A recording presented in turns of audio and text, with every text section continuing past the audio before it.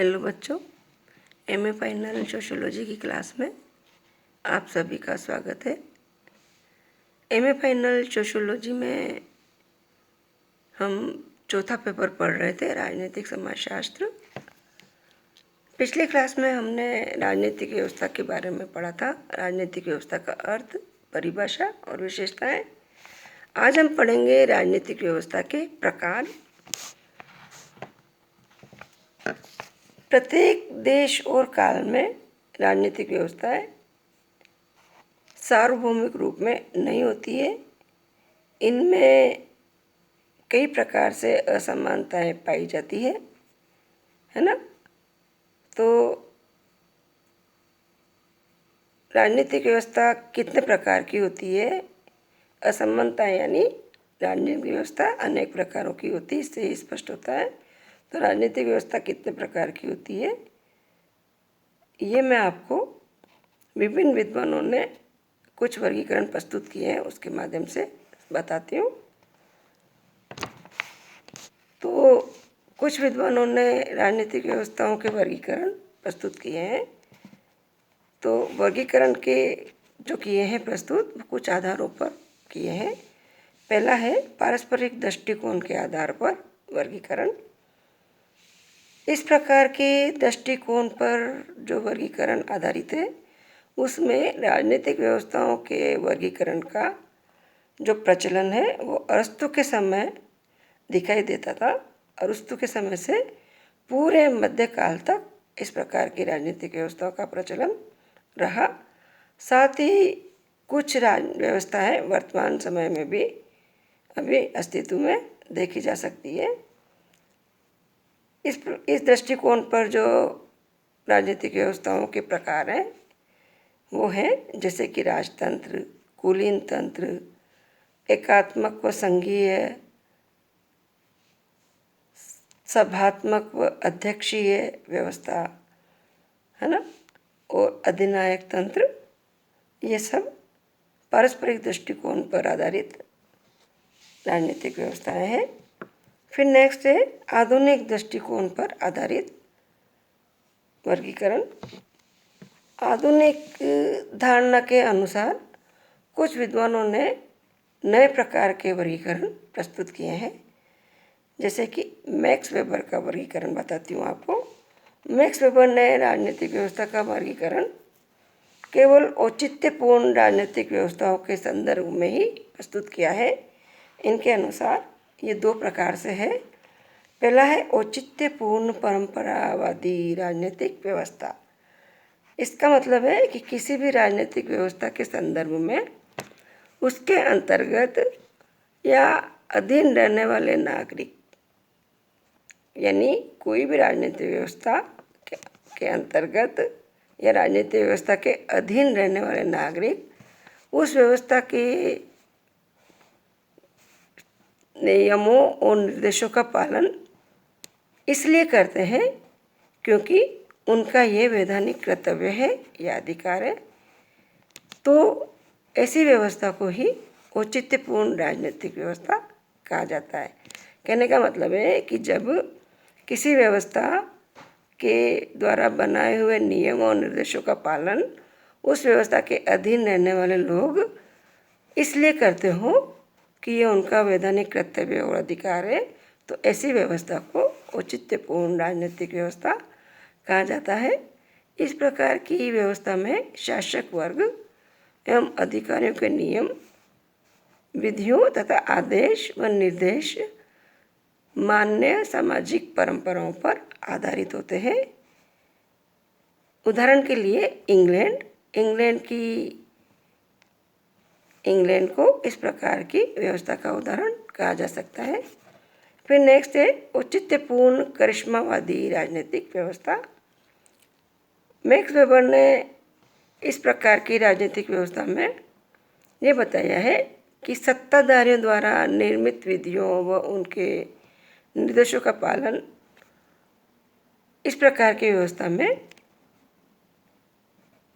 उसके अधीन लोग इनके द्वारा निर्मित नियमों और निर्देशों का पालन इसलिए करते हैं क्योंकि वो सत्ताधारी व्यक्ति के व्यक्तित्व से, उसके चरित्र से, उसकी लोकप्रियता से या उसकी विशिष्ट योग्यता के चमत्कार या करिश्मे के कारण प्रभावित होते हैं, है ना। इसलिए वो इनके नियमों का पालन करते हैं। इस प्रकार की राजनीतिक व्यवस्थाओं को औचित्यपूर्ण करिश्मावादी राजनीतिक व्यवस्था कहते हैं। फिर है रॉबर्ट एवं डाहल का वर्गीकरण। डाहल ने राजनीतिक व्यवस्था का वर्गीकरण 3 आधारों पर किया है।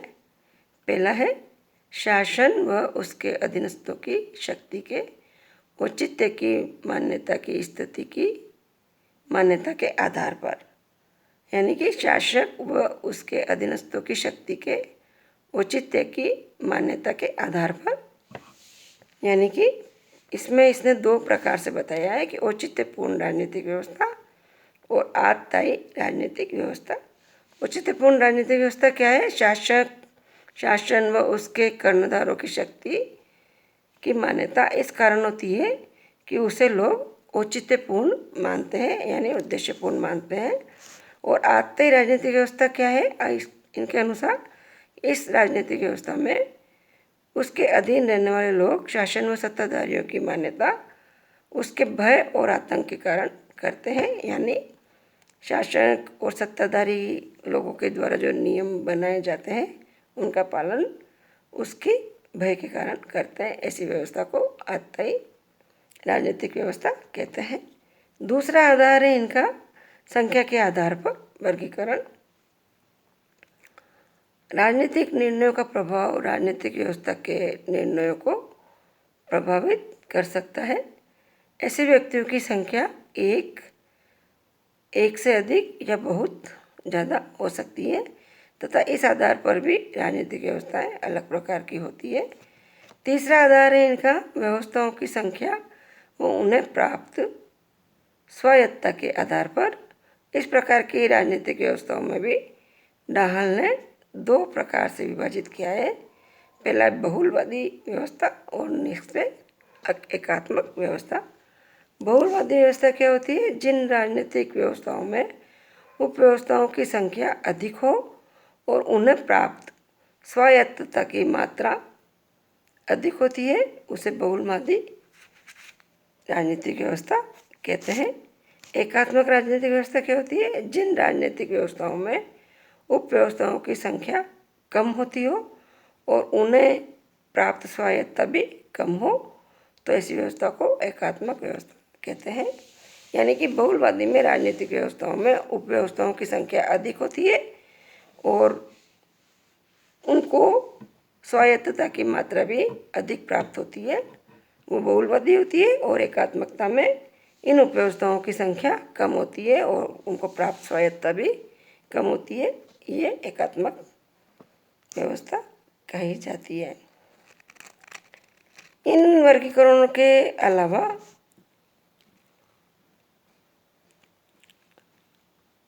मॉरिस, बोटामोर, एलन आदि विद्वानों ने भी अनेक प्रकार से वर्गीकरण प्रस्तुत किए हैं। इन सारे वर्गीकरणों को सुविधा के अनुसार 3 प्रमुख भागों में विभाजित किया जा सकता है। तो इस बात से मॉरिस, बोटामोर और एलन आदि विद्वान भी सहमत है। क्या है ये? पहला है उदारवादी प्रजातांत्रिक व्यवस्था, नेक्स्ट है संपूर्णतावादी राजनीतिक व्यवस्था और नेक्स्ट है स्वेच्छाधारी राजनीतिक व्यवस्था। उदारवादी प्रजातंत्रीय व्यवस्था क्या है? इस प्रकार की व्यवस्थाएं प्रजातांत्रिक मापदंडों पर आधारित होती है। प्रजातांत्रिक मापदंड क्या होते हैं? जैसे कि जनता के लिए, जनता के द्वारा जो शासन होता है वो प्रजातंत्र कहलाता है। जनता स्वयं ही इसमें निर्वाचन की प्रक्रिया के द्वारा सरकार का चुनाव करती है और इस प्रकार की व्यवस्थाओं में नागरिकों को मत देने, कार्य करने और अभिव्यक्ति की स्वतंत्रता के साथ साथ धार्मिक स्वतंत्रताएं भी प्राप्त होती है। ऐसी व्यवस्थाओं में एक स्वतंत्र न्यायपालिका भी होती है जो नागरिकों के हितों का या उन्हें न्याय दिलाने का कार्य करती है। दूसरा है संपूर्णतावादी राजनीतिक व्यवस्था। इस प्रकार की राजनीतिक व्यवस्थाएं प्रजातंत्रीय व्यवस्था के बिल्कुल उल्टी या विपरीत होती है। इसमें राजनीतिक सत्ता एक व्यक्ति अथवा अल्पतंत्र के हाथ में होती है। ऐसी व्यवस्था में नागरिकों के संपूर्ण जीवन पर सत्ताधारी व्यक्तियों का या शासकों का ही अधिकार होता है। यहाँ तक कि परिवार है, विवाह है, धर्म है, शिक्षा है, सभी प्रकार की क्रियाओं पर सरकार का नियंत्रण होता है ऐसी व्यवस्थाओं में। इस प्रकार की राजनीतिक व्यवस्थाओं में एक दलीय सरकार या एक राजनीतिक दल की प्रधानता होती है ना। जैसे कि हिटलर की जर्मनी, मुसोलिनी का इटली और स्टालिन का रूस इस प्रकार की व्यवस्थाओं का उदाहरण है। फिर नेक्स्ट है स्वेच्छाधारी राजनीतिक व्यवस्था और प्रजातंत्रीय राजनीतिक व्यवस्था के उदाहरण में आप इंडिया को ले सकते हैं। अमेरिका, फ्रांस, जर्मनी, स्वीडन, ये सब देश प्रजातंत्रीय राजनीतिक व्यवस्था के उदाहरण हैं। नेक्स्ट है स्वेच्छाधारी राजनीतिक व्यवस्था। ऐसी राजनीतिक व्यवस्थाएं न तो संपूर्ण रूप से उदारवादी या प्रजातंत्रीय होती है और न ही संपूर्णतावादी होती है, बल्कि यह उदारवादी, प्रजातंत्रीय व्यवस्था और संपूर्णतावादी राजनीतिक व्यवस्थाओं का मिश्रण होती है। एक प्रकार की व्यवस्था कुछ प्रभावशाली व सीमित व्यक्तियों के पास में होती है ना। इस प्रकार की व्यवस्था कुछ प्रभावशाली या सीमित व्यक्तियों के पास में होती है। ऐसी व्यवस्था में न तो राजनीतिक दलों का महत्व होता है और न ही चुनाव का, बल्कि सरकार का प्रतिबंध रहता है। साम्यवादी और फांसीवादी विचारधाराएं इस प्रकार की व्यवस्थाओं को जन्म देती है।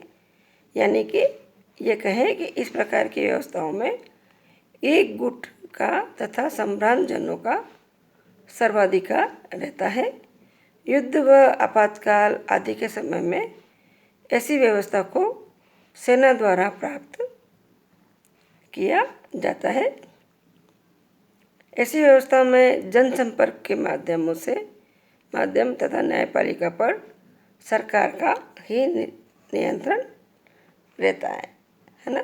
तो बच्चों, आपने देखा कि राजनीतिक व्यवस्थाएं किस प्रकार से अनेक प्रकार की होती है, जैसे कि प्रजातांत्रिक राजनीतिक व्यवस्था, संपूर्णतावादी राजनीतिक व्यवस्था, स्वेच्छावादी राजतंत्र है, कुलीन तंत्र है, एकात्मक और संघीय व्यवस्थाएं हैं। ये राजनीतिक व्यवस्थाओं के प्रकार हैं। आज इतना ही। नेक्स्ट अपन अगली क्लास में पढ़ेंगे। Thank you.